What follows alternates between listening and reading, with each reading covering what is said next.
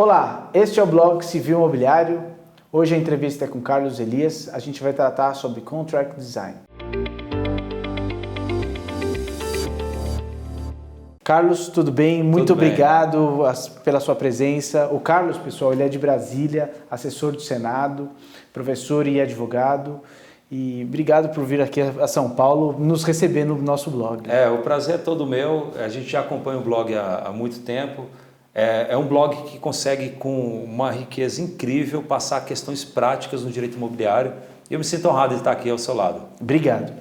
Carlos, há pouco tempo atrás, eu mandei um vídeo sobre Contract Design e a gente acabou ali, nos falamos ali pelas redes sociais, e eu vi que você também se interessava bastante sobre o tema, né?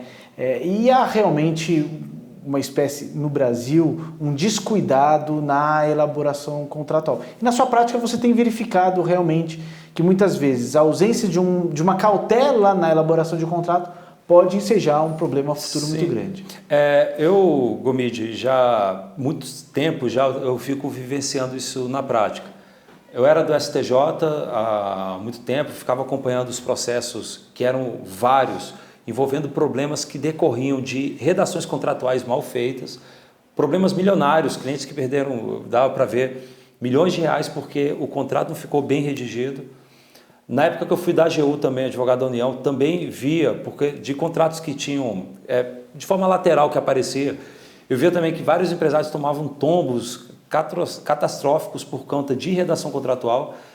E atualmente na consultoria do Senado, basicamente eu fico estudando basicamente para redigir leis que são voltadas para tentar suprir problemas que a redação contratual defeituosa gera. E na advocacia também a gente fica vendo vários casos. Eu queria só começar advertindo, contando um caso, por exemplo, só para o nosso ouvinte ter ciência do problema que a gente tem na redação contratual. Tem um caso um caso que eu conheço. O rapaz ele fez um contrato de 23 milhões de reais. Ele basicamente tinha que colocar que ao final de determinado fato futuro e incerto, que era uma ação judicial que estava pendente, a empresa deveria devolver os 23 milhões de reais que estavam depositados na conta dela como garantia. Perfeito. Se ela perdesse a ação, ela usava os 23 milhões para poder pagar. Se ganhasse a ação, devolveria o dinheiro para ele. O contrato foi feito entre amigos. Esse cliente ele era amigo da diretoria da empresa, fez o contrato entre amigos. O problema que acontece? Mudou a diretoria da empresa com que ele tinha feito o contrato. Entraram inimigos na diretoria da empresa. E aí terminou o processo judicial e a empresa então teria que devolver o dinheiro porque o processo foi infrutífero para a parte autora. O problema o contrato não estava com aquela clareza ou com aquela redação técnica adequada. Veio a empresa, contratou um escritório de advocacia que deu um parecer falando: a cláusula é dúbia, não sei se tem que devolver ou não. Mandou para outro escritório de advocacia e já disse, não tem que devolver. E aí o cliente está entrando com uma ação judicial para cobrar 23 milhões de reais porque não teve uma redação adequada.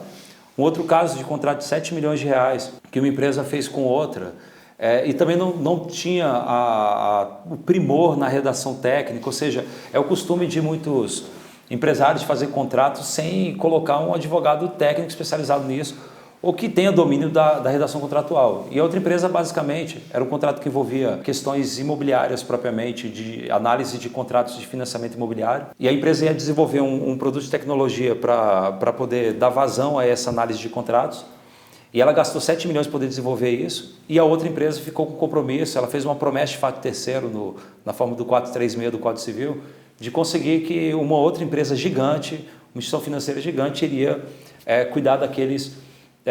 ia colocar os seus contratos naquela plataforma tecnológica. O contrato foi feito também entre amigos, de uma forma atécnica. Resultado da ópera, ela terminou de gastar os 7 milhões, a empresa não cumpriu a promessa de fato terceiro, não tinha no contrato uma clareza de que era uma promessa de fato terceiro efetivamente, e aí a empresa está oscilando entre o certo e o duvidoso, porque não sabe se vai dar certo ou não, e ela, na verdade, já está sofrendo prejuízo de 7 milhões e talvez não consiga nada. A ideia de contrato design aqui, na verdade, você é filho da Sanfran, né, também da USP, e está no doutorado estudando, né, salvo engano, a tua tese, né? Estou começando ainda. O contract design, na verdade, ela apenas traz uma notícia que há muitos anos atrás já deveria ser cotidiano dos empresários brasileiros, que é a necessidade de você saber gerir os riscos na redação do contrato. Sim. Ou seja, quando você vai fazer uma parceria, seja uma parceria imobiliária, vamos fazer vou construir, você vai gerir a venda de negócio do imóvel, ou vamos fazer emissão de recebíveis de imobiliários, com certificado de recebível imobiliário, vamos fazer uma securitizadora, enfim, qualquer tipo de operação em que você vai ter parcerias ou vai fazer qualquer tipo de empreendimento, a primeira coisa que é necessário o empresário fazer é montar uma matriz de riscos.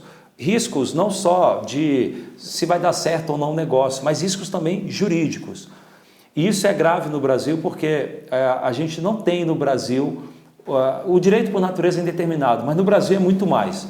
Porque a gente tem um problema de interpretação do judiciário, que o judiciário não é tão previsível, as regras do jogo não são tão claras previamente.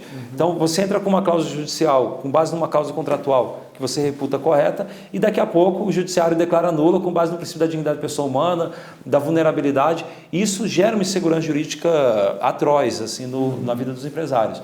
Eu tenho até um texto sobre dúvida jurídica razoável, que é tentando dizer que pelo menos quando o judiciário vier com essas inovações, pelo menos ele deveria mudar os efeitos daqui para frente. Bem, o fato é, montada a matriz de riscos jurídicas e econômicas, o empresário precisa no contrato redigir isso para separar as responsabilidades e os riscos de cada um para caso ocorra aquele tipo de naufrágio. Eu costumo dizer que o advogado que redige contrato ele tem que ser um profeta de tragédias. Sim. Porque ele tem que, no exercício de futurologia, identificar todos os tipos de tragédias que podem acontecer e no contrato já de antemão dizer como seria o desfecho daquilo. O problema é que nem sempre você tem condição de prever tudo. Exatamente. E também pode ser muito caro prever isso com contratação de peritos, né? Exatamente. Não, acho que você tocou num ponto bom. Na realidade, a forma como é estruturada o direito civil brasileiro, se a gente está diante de contratos típicos, ela já tem uma forma de regulamentação legal da qual procura dirimir ali, eventualmente, o CISO. Só que realmente, numa atividade empresarial complexa, né, muitas vezes aquele tipo legal ele não é suficiente para regulamentar todo aquele contrato. Seja porque as partes estão misturando contratos típicos e contratos atípicos, seja porque elas estão diante de um modelo contratual inexistente e daí o contrato ele precisa ser bem redigido. Ou seja, Carlos, assim, para a gente já fechar, você acredita que falta no Brasil um estudo maior a respeito, seja da gestão dos riscos e também de uma forma de elaboração melhor de contrato? Você acha que cabe aos empresários eventualmente investirem um pouco mais previamente ao contrato, sem essa celeridade dessa busca incessante de precisamos firmar o contrato? Ou é melhor as partes começarem a anteverem melhor os riscos para elaborar um contrato mais seguro? Dois pontos. Primeiro, já falei de um que perdeu 23 milhões, o outro 7 milhões. E eu tenho outros que eu me furto a falar por questão de tempo aqui, mas tudo de valores extraordinários que mostram que a redação contratual é fundamental. O segundo ponto que eu destaco para isso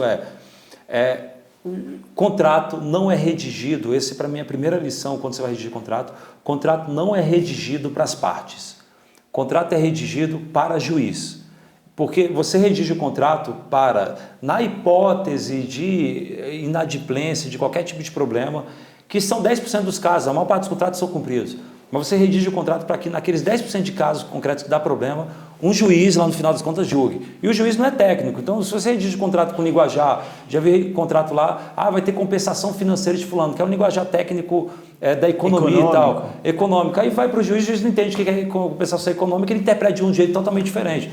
A redação tem que ser feita para o juiz, é isso, o contrato não é feito para as partes, entendeu? As partes já sabem o que querem. E isso é um problema, a maior parte dos contratos que eu vejo são redigidos com linguajar de economista para economista. E aí quando cai no judiciário, aí é o samba da pessoa doida. É verdade. Carlos, queria agradecer muito essa sua primeira participação aqui no nosso blog, trazendo essa questão da problemática dos contratos, mas a gente já pensando num próximo vídeo para a gente tentar mostrar alguns mecanismos de solução para esses contratos. Vai ser um prazer, com certeza. Meus caros, esse foi Carlos Elias, muito obrigado e até o nosso próximo vídeo.